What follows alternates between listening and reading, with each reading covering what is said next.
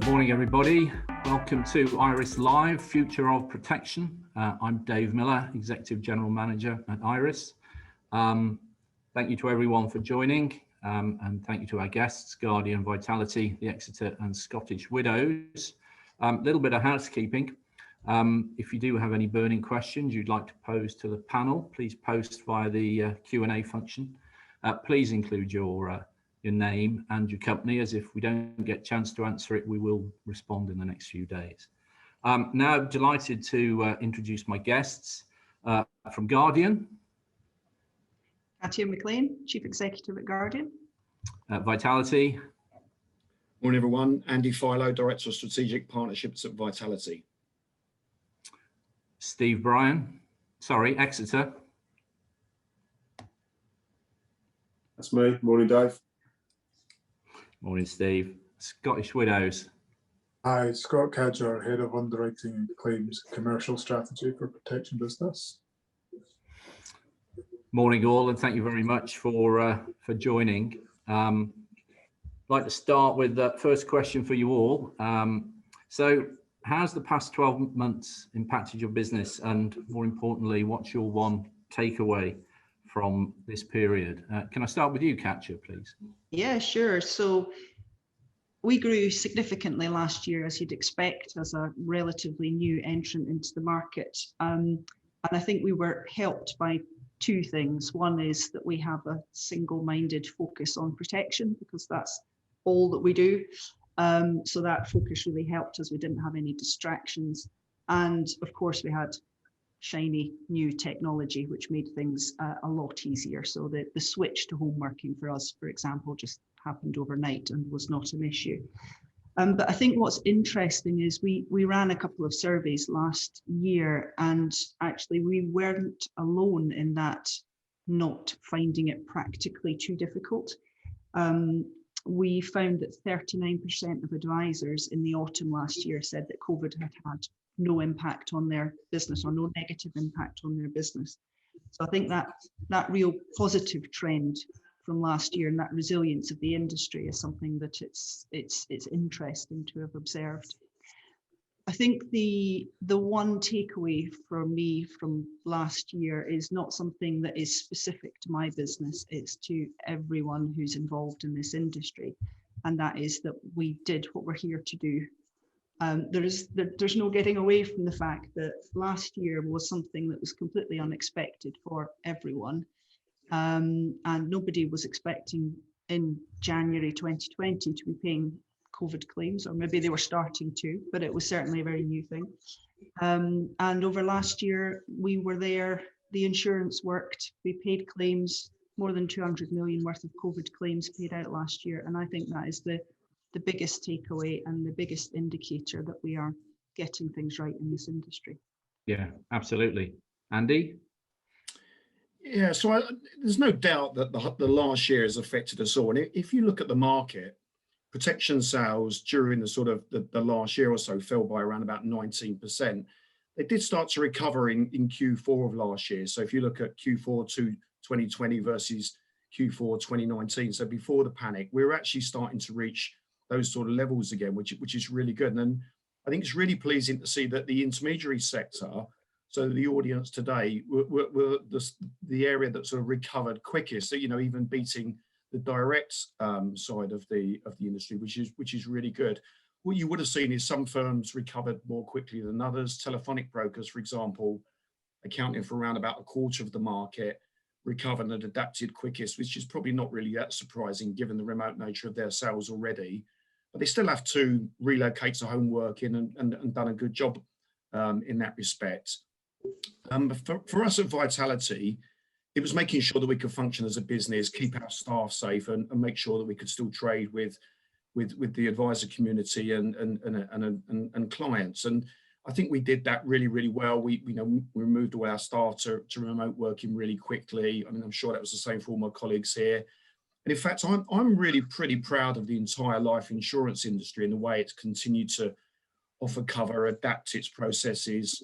You know, advisors have maintained a consistent level of business, as Katya just said, and adapted to the new environment. I mean, in terms of how it's affected my business, Vitality, for me, it's absolutely reinforced the fact that our focus on health and personal well-being, which we've been committed to since we launched in the UK and even before that through our parentage, has been central to our philosophy and strategy. And that has never been more relevant. I think that, clients are taking more interest in their well-being, in protecting incomes and their lives. And our absolute approach through the shared value model, where we get clients to understand their health, help them to improve it if they want to, reward them for doing so, and therefore getting healthier lives and clients that are more loyal to the brand and to the advisor, so therefore the policies are not lapsing. It just, for me, it re-emphasised, I think, the fact that our strategy is right, but it's not a strategy we've adapted to just post the pandemic. It's been something that we've had in place for a long period of time now. Yeah, good. Scott, from a Scottish Widows perspective?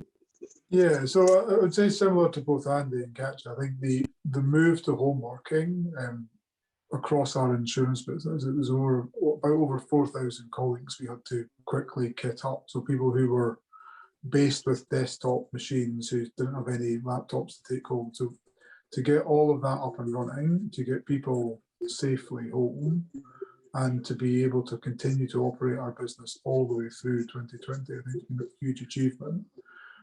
I think for me, the two big sort of areas that kind of shone through last year was across our industry, the kind of quick thinking that we've done, the way we've adapted products and processes, as Andy kind of suggested. And from our side, we saw sort of changes to how we would pay out benefits to accommodate the fact that it was harder to get evidence to pay out claims, to make sure that money was arriving at customers when they needed it, not being delayed by some of the challenges we've had around getting evidence across the market over last year. But probably alongside that, the bit that probably, I wouldn't say surprised me, but just reassured me and reaffirmed that we are doing all the right things, we've got all the right people in our industry. We're seeing how individuals approached the issues within the pandemic. We had a colleague in our operational business who, alongside working from home, dealing with customers, took it upon himself to be making proper ear defenders to help colleagues in the NHS to make sure they had safety and they could wear their face mask on an ongoing basis. And it's that, to me, that reaffirms that we've got all the right people within our industry, looking after customers and thinking beyond just how we get products to market and how we pay claims, but thinking about that end-to-end piece. Yeah.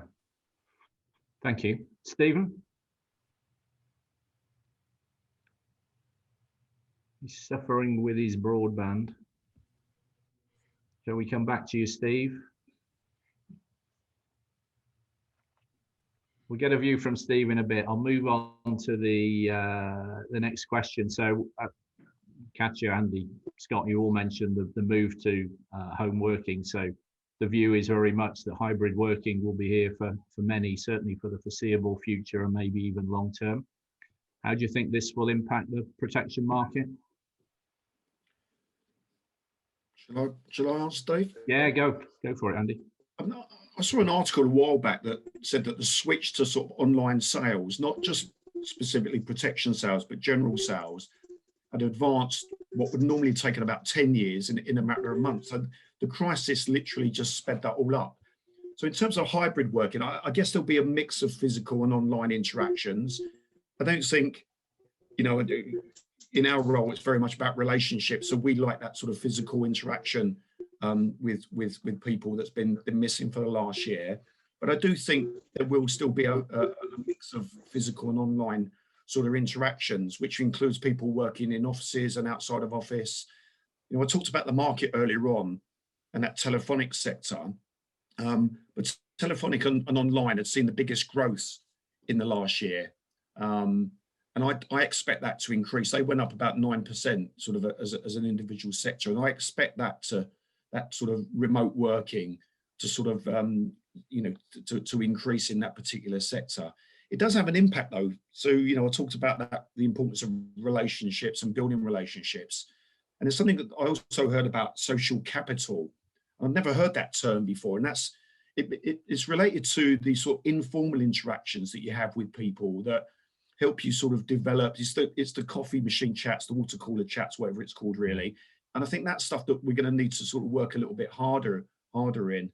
I'd also say that meetings are going to be a bit of a mix, whereas in the past, historically, all meetings would have been face-to-face. Although with our South African colleagues, we've been doing some telepresence where some are in the office and some are remote. But I think you'll see more of that. I do think you'll see more and more of a mix of some people being actually physically present and others sort of virtually. How it affect protection sales? I mean, I expect it to be positive. I think using tech more effectively is now going to be the way forward. I think it's accepted by clients. You know, advisors are using Zoom and Teams to transact business. So I expect it to sort of improve the way in which we transact, and I think it's just going to accelerate even faster. I mean, for me though, I don't miss my 4-hour commute into London, so that balance is going to be a lot better for me, I have to say. But I do think it'll be good for the industry. Thanks, Andy. Stephen, your view on hybrid working? Which question are we on, Dave? Your view on hybrid working going forward? How do you think it will impact protection? I think I missed the first question. Apologies, I'm having some technical challenges. I could echo what Andy says, really. I mean, if you think back 10 or 15 years, there is no way we would have coped with the situation we found ourselves in at all. You know, it would have been two cups and a bit of string, and that was about as good as we got. But I think the advent of technology and the way we've been forced to use it, I mean, let's face it, I don't think if there hadn't been a pandemic, we'd have even tried half of the things that we've tried. But yeah, I mean, we're currently considering what back to work looks like for us at the Exeter, and that will include a variety of working patterns, I think, and working practices that perhaps wouldn't have been necessarily prevalent had we not been through what we've been through. So yeah, flexible working, remote working, home working, it probably makes a workforce far more flexible, probably changes our outlook on recruitment, probably really helps the diversity and inclusion cause as well, because you know, we're not going to be fixed at a one office location, you know, wherever it is in the UK that we're based. So I do believe that hybrid working, certainly from an insurer population, is going to be there. And then advisors, I've said for years, advisors are adaptable, and they've proven that over the last 12 months. You know, it's ironic to think that 12 months ago today, we were probably in the middle of a fire sale for protection where, you know, sales rocketed for a 3-week period in March, and none of us, we were literally reacting every day to things, and obviously that was then followed by an immediate claim spike, particularly in IP. But all of those things we've learned from, both as advisors and as insurers, and I just think, yeah, the future looks different, but I think the future looks really positive. Okay, just given your comment there about spike in claims, a quick question posed from Fode Rahimi. So have life insurance premiums increased due to more claims over the past period? Scott, do you want to take that? I'll take that one. Not from our perspective. I can't speak for the other panelists. It has been a challenging year when it comes to claims in terms of the level of additional claims. Katya touched on the over 200 million paid out where it's directly related to COVID. But these are on products in the main, particularly in the life and critical illness side of things, that have been enforced for a reasonable period of time. Premiums have been paid, insurers have got built up the reserves and expect on that. The pricing that's then in place is around what we then expect to happen in the future. It's not about recouping the additional claims that have come in the past. So when we look forward, we are optimistic and backing what's going to happen with the vaccine and the level of coverage. As Steve kind of alluded to on the IP front, we've learned over the last year around the sensible balance of how we underwrite and manage our risks so that we get a portfolio that comes on that allows us to maintain and sustain an affordable price for customers across all the product sets that we offer out into the market. Okay, thanks, Scott. And then just sort of taking that a step further. So client personalization panel, how do you foresee that the data that's currently captured at quotation and application stage changing in the future, particularly with a view, and coming back to Scott's point about pricing for individuals, providing both greater price certainty and underwriting acceptance? So Katya, can I put that to you first of all? Yeah, so that where do you collect the data in the advisors and the client's journey is quite an interesting question. And I think it needs to be, I think the answer to this actually needs to be driven by our audience rather than driven by those of us who are collecting the data. So it's very much about advisor processes and what works for them. So if I think about the journey that we offer, you can enter BMI information at various points in the journey. You can enter your dress size or your waist size at various points in the journey. And if you enter earlier, you get a more accurate price early on, but it's not mandatory until you get into the underwriting, the full underwriting stage. And some advisors use that and many don't. So many will just wait until they get to the underwriting. And I'm absolutely certain that's driven by two things. One is the process they have. Are they talking to the client at the time that the question pops up? Because if they're not, they won't have the data.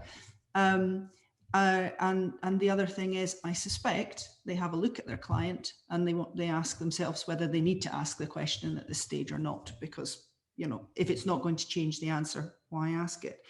So I think there's a real point about flexibility around advisor models here. But I would absolutely flip this question back and say, we'll consume any data that comes from Iress, that comes from an advisor process. And then it becomes our technical problem about what we do with it, but that's something we can solve. What we have to really think about is, when is the advisor or their assistant or their paraplanner talking to the client? When do they want to collect that information? We've played around with our journey quite a lot over the last 2 years, moved things around, made things optional, and it does make a difference. But I think it's interesting you focused on underwriting and that price point there. I think there's also a question about what's happened to the client before they arrive at the protection conversation. So if you've been in a mortgage conversation or a wealth conversation, are we insisting that all of that data gets put in, re-entered as if you're starting from fresh? Or can we do something better that would start to pick up information that has already been collected through the conversation? I think that might have a big, not just an efficiency improvement, but almost an emotional improvement, that you feel like it's part of the same conversation rather than, right, let's start a new advice process here. Yeah, and certainly from an Iress perspective, our X-Plan mortgage product, where you're doing mortgage quotes, we automatically generate protection quotes at the same time. So reusing that data at the point that it's relevant. Stephen, any thoughts on client personalization and changes looking forward?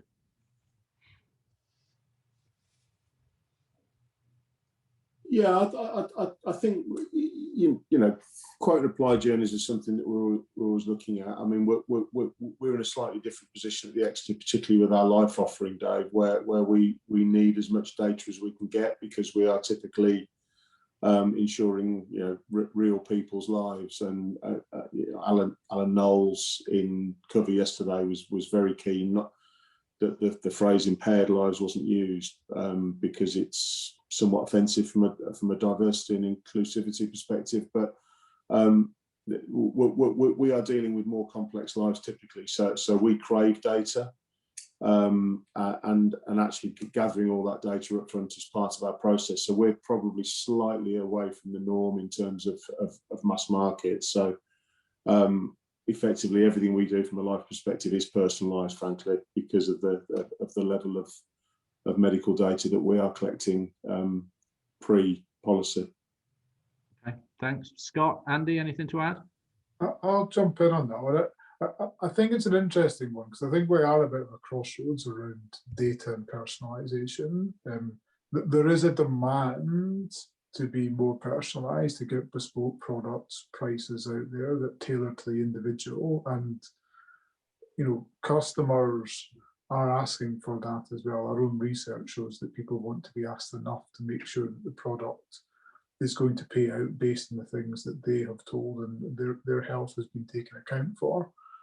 I do think as an industry, and it's a real fine balance, we've got to make sure that we are still looking at insurance as a pooling of risk, and that we maintain the access to insurance for a lot of people at a level of pricing that is affordable for those that need it the most.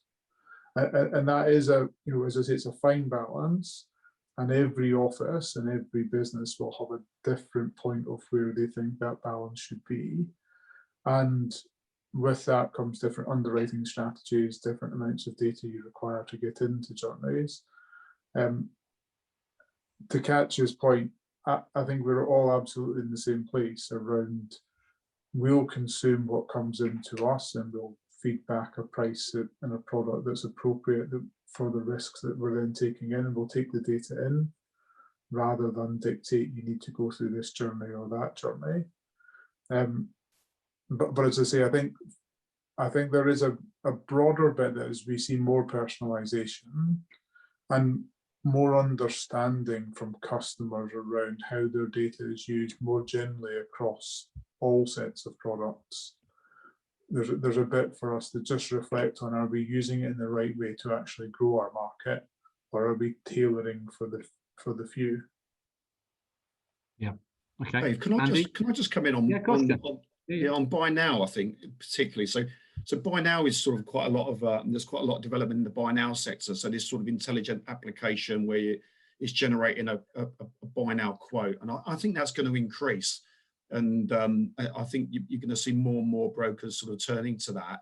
I do think you'll see more interactive underwriting, so drilling down more into questions so that we can understand the risk as an insurer and getting sort of improved sort of STP rates, straight through processing rates. In the longer term, I wonder whether we're going to get more sort of risk-specific pricing, so more relevant pricing to an individual client going forward. And then the other points that I wanted to make really is around application and claims. So we've been using we've got our own nurses, Vitality nurses, and we've been in the lockdown, the first lockdown, where they couldn't actually go and do medical screenings. They can actually do that now in most parts of the country. But where they haven't been able to do that, we've been using them for collecting medical screening. So what that's given us the ability to do is be able to ask, proper medical sort of interrogation or questioning for the client, so the client will understand clearly what their illness is or condition or position is, and have a more sort of effective conversation. So we've been able to use that more effectively, which has been able to help us make a sort of a clearer underwriting decision. But I think there's more that we can do as an industry, and I think working with the advisors is going to be critical in terms of developing that. Okay, thanks, Andy. Just pose a quick question that's come in from Neil Dobson, obviously related to that whole process. So, are any providers likely to start offering guaranteed acceptance or non-underwritten policies again in the near future? Anybody want to take that? Katya? Well, Andy's there. Go on, Andy. Interesting one. Yeah, I think. On you go, Andy. Yeah, no. When I think about sort of underwritten, I think of the sort of the over 50s, and there's certainly a place for that type of business. But I actually feel that most clients would benefit from being underwritten.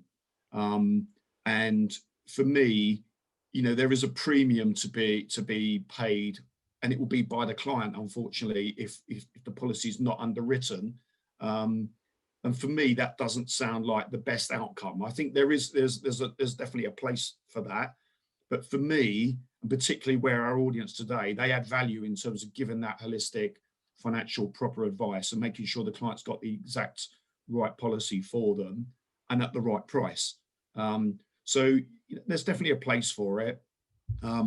It's not on our radar at the moment. I mean, we believe fundamentally in sort of the full value of insurance and making sure the client pays the right price for that policy and gets value from that policy.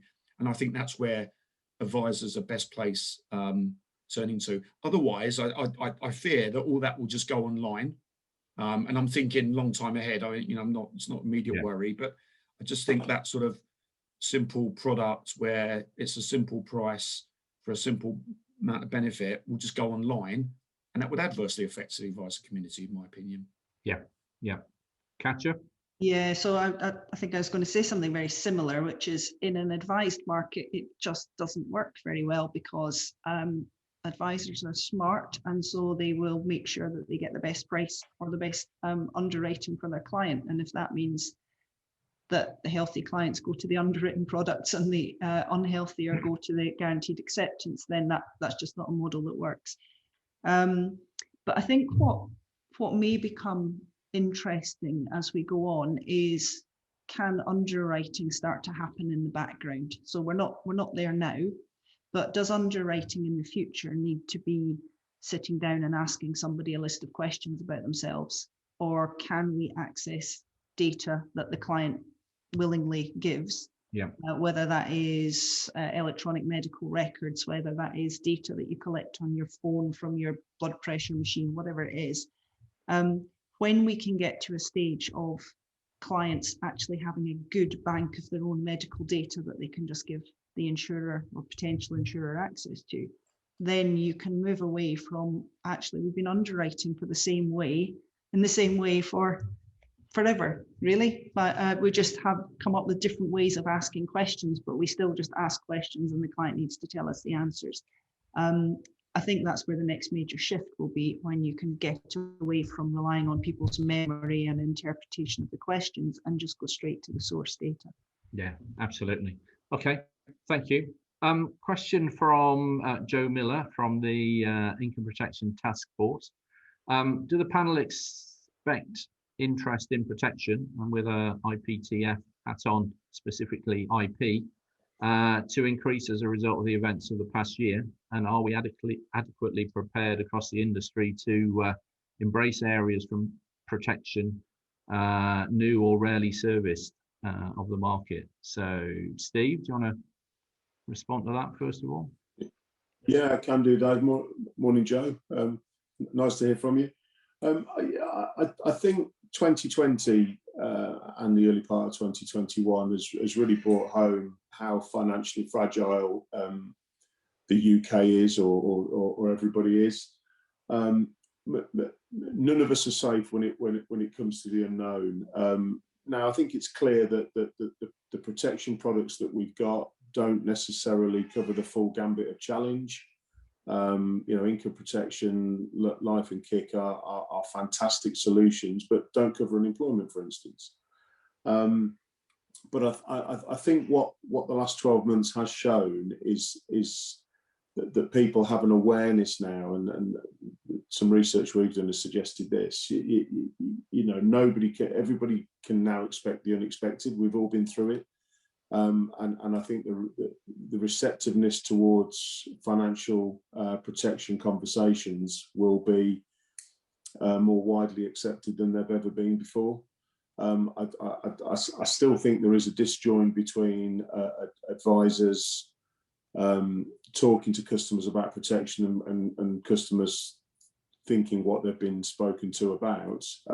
We can touch on that again, but I think as an industry we are well geared up. We have good solutions, we have good products, we have good service, we have great claims. So actually, if we can align the two things together, we've probably got once in a generation opportunity here to really actually close that fabled protection gap. And get more people covered than have ever been covered before for the right reasons. If I could just pick up on that, I think this is a time when we all have to be brave. So there aren't, what I find quite interesting about protection, income protection here is an example, is at the point where people want to buy it most, those who are taking the risk want to sell it least. And that's a very, very odd situation to be in. So there will be a nervousness in the industry around, from reinsurers, for example, around income protection, because they see there might be there's lots of uncertainty and there's lots of claims and it's hard to price. But this is exactly the point when everybody who is out there in the UK says, I can see the value of income protection. It makes sense to me, because they can imagine claiming on it. So we all need to be absolutely hold our nerve. We need to do a good job working with the reinsurers and the advisors to get products that are going to meet people's needs at the point that they actually want to buy them, and not start to lock down out of any kind of sense of nervousness about it, because to meet that protection gap, you have to sell to people who are receptive and who want to buy your products. Dave, can I just come in? I think, yeah. I mean, the income protection market, I mean, people like Joe and IPTF have done amazing things. And I think the last stats I saw, the market had grown about 20%. The sales have grown about 20% in a year, which is great, but it's still sort of under 10% of all our sales. But I do think, for me, if I go back a long time when I started in this industry, it's the foundation of financial planning, isn't it? You're more likely to suffer, to be off work, through illness or disability or sickness than you are to die before the age of 65. So, with those sort of stats around, it's something that I think more and more advisors are focusing on. And I've used a bit of a sort of an idea that I picked up from another advisor. It wasn't my idea, I have to say that sort of publicly, but just the idea of furlough. So I never even knew what furlough meant a year ago. I don't know if I'm the only one who's just. You weren't the only one, mate. No. Yeah, okay, that's fine. But I think I've seen advisors use the term of furlough of saying, well, that's sort of replace your income. Now, you can't directly relate it to, through loss of, through sickness or illness or disability or something. But the fact that clients now are aware of the value of getting up to 80% of the figure of their income being replaced, I've seen advisors say this is not my idea, but I think it's just a really good one where we're telling stories and selling sort of concepts and ideas to clients around that's what effective income protection does. So, I want to be clear, it's not a direct replacement just because you can't work because, the economic environment, but it is actually also, there to protect you in the event of illness or sickness or long-term disability. Sorry, somebody's trying to reach me on Teams. No, thanks, mate. Okay, more general question. So how are you using technologies within your businesses to enable better performance? Scott, can I pose that one to you, first of all? Yeah, so I mean, I think from a technology perspective, I think there is a lot that has changed over the last year. So we've reached out to customers and to advisors in a very different way. So we've got the ability to see more people now via, and as Andy says, it's not quite the same as face-to-face and seeing people physically, but being able to get out and actually get more of our sort of head office staff out to see advisors, to help them understand products, to help them understand the aspects.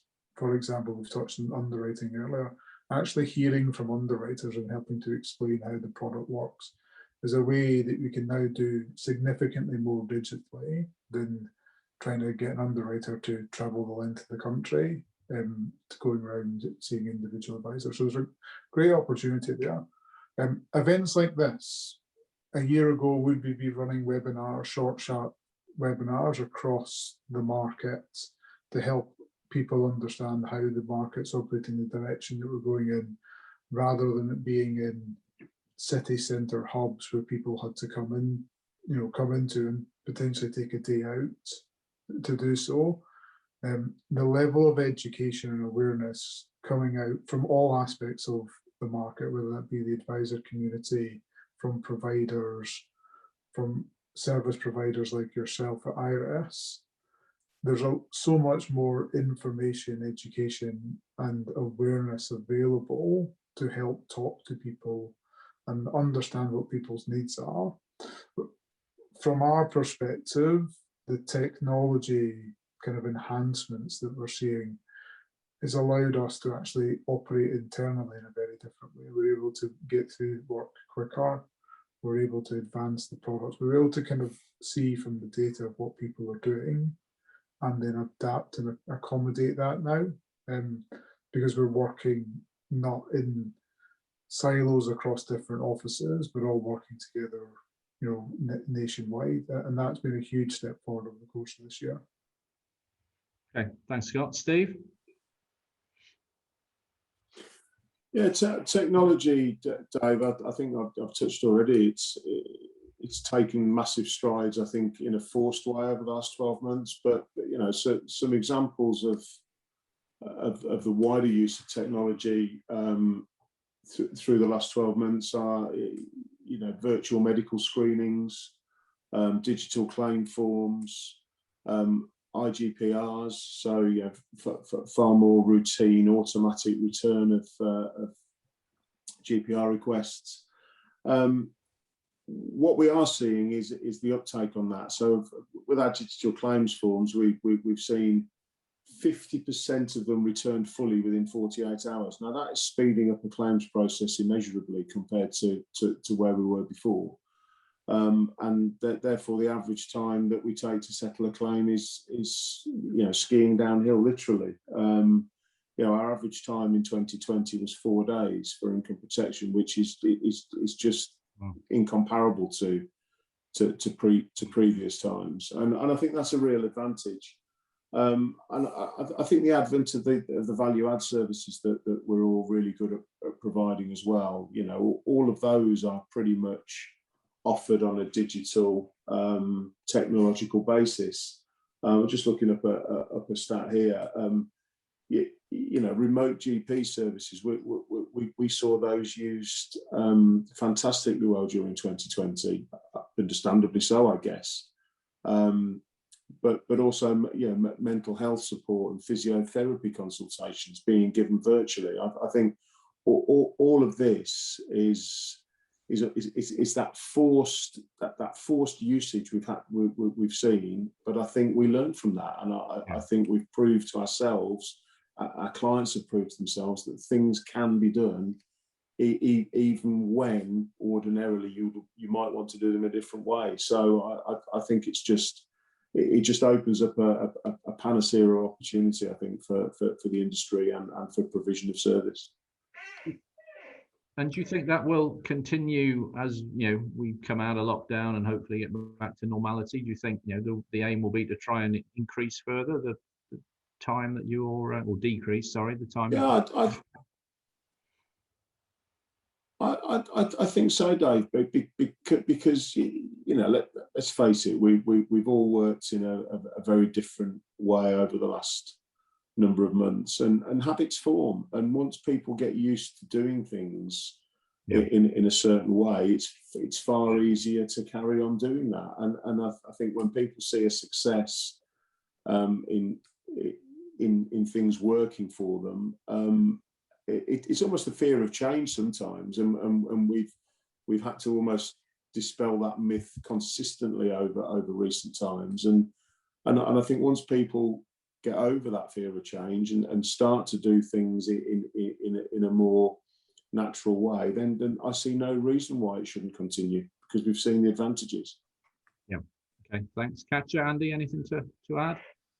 Yeah, I'd maybe add to Steve's point there. I think it's not just the one-off getting over the fear of change. I think certainly in the sort of more established businesses that I've worked in the past, and I'm sure you all sort of know, there's a fear of moving quickly. And what this year has taught everybody is that tough luck, you have to move quickly. So everyone has become more flexible. Everyone has made decisions faster. Everyone has signed things off faster because you had absolutely no option. And once you've done something in a week that took you 3 months to do before, it's going to be really embarrassing to go back to taking 3 months to make a decision, or just you just won't be able to justify it. So what I would really hope is that the whole industry gets faster at making decisions and taking actions, and that will help. That will help everyone. It will help the clients most of all. Okay, thank you. Andy? Yeah, Dave, in terms of sort of using technology, I think I mentioned at the beginning, I'm responsible for the, excuse me, strategic relationships with the networks and the service providers, and they've all adapted really amazingly well to using technology, I think. And what we've done to sort of support that is we developed a lot of client videos, advisor videos to help explain a product, relay a product over to a client. That's been quite successful, I think. And then we've done regular business updates. So the way in which we're sort of trading with the community now is around using Zoom, using Teams, etc. So we've had internal updates, business updates from our CEO to our staff, but also to the wider business. So just last week we held one on the health side of our business, where we had all the leaders within the health side of the business talking to the advisors about developments that we've got planned. So that sort of stuff, I think, is going to be more and more prevalent. And the other thing I just want to mention really is around policies in trust.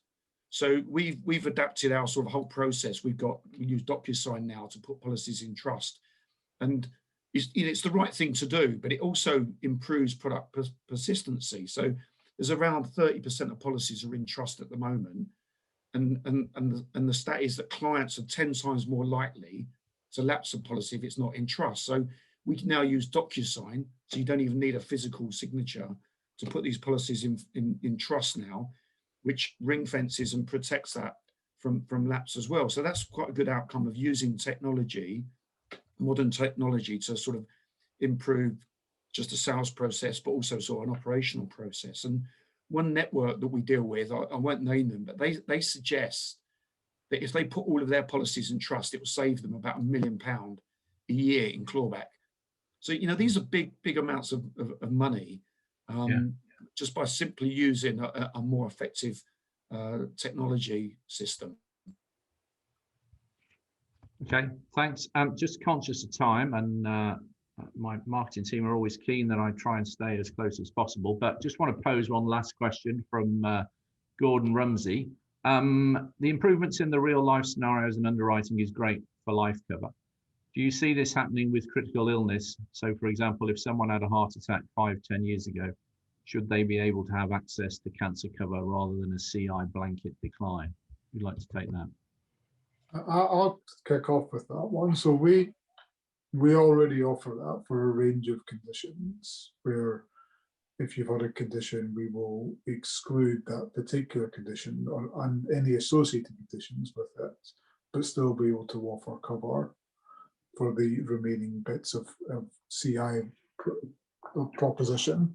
The challenge is being clear and helping advisors and the end client understand the broader associated risks. It's not just you get excluded for heart attack, it's the broader set of heart conditions that can be associated with. And that's the trick, that when you then start to unpick that, do you then have a product that is still appropriate for the customer? But those products are available. There are, you know, we will be able to look at particular conditions, and where the risk has reduced, look at how we can offer cover, and where it's still there, we would look at how you exclude, not on a blanket basis, but on individual specific conditions, and still be able to offer cover in the broader sense. Okay, thanks, Scott. Anybody else? I mean, for me, the answer to the question is yes. I think that client should have access to a cover that provides for them. I think that's, for me, that also tells a story about the importance of severity based payments. So in the example just given, that client's probably living a normal life now, despite having a heart attack a number of years ago. So for me, it reinforces, and I guess I would say that because I represent Vitality, but it is a, the fact that severity-based payments do cover additional events that may happen or deterioration in conditions. But I mean, the simple answer I think is you should be able to develop a product that is able to give an exclusion or something like that around the cover, I think. Okay, thanks. Steve, Katya, any last words? I could only echo what Scott said. We are there. It exists to some extent, and I think yeah, absolutely more work for everyone to keep doing on that. But what you end up with needs to be a product that is intuitively understood by the customer, so they know what they can claim on and what they can't claim on, and that's number one most important thing for me. Okay, thanks, Katya. Steve? Yeah, I mean, we don't have a critical illness proposition, Dave, but certainly the work we've done around our real life proposition, I think, shows that underwriting complex cases and giving access to insurance that otherwise would be unavailable is very doable. It's hard work, don't get me wrong. It's not straightforward, but yeah, it certainly can be done. And so I would echo what the other three guys have said. Look forward to some developments in that area going forward then. So just about to wrap up, thank you again to everybody for joining this morning. There's some further great insights and articles on the future of protection in our Industry Voice Spring Edition, which comes out next week. The recording of this event will also be available shortly. And on exiting the webinar, there will be a feedback form for you to complete. We would appreciate as many of those being completed as possible. So thanks again for your time. My special thanks to Scott, Katya, Andy, and Steve. Many thanks and goodbye.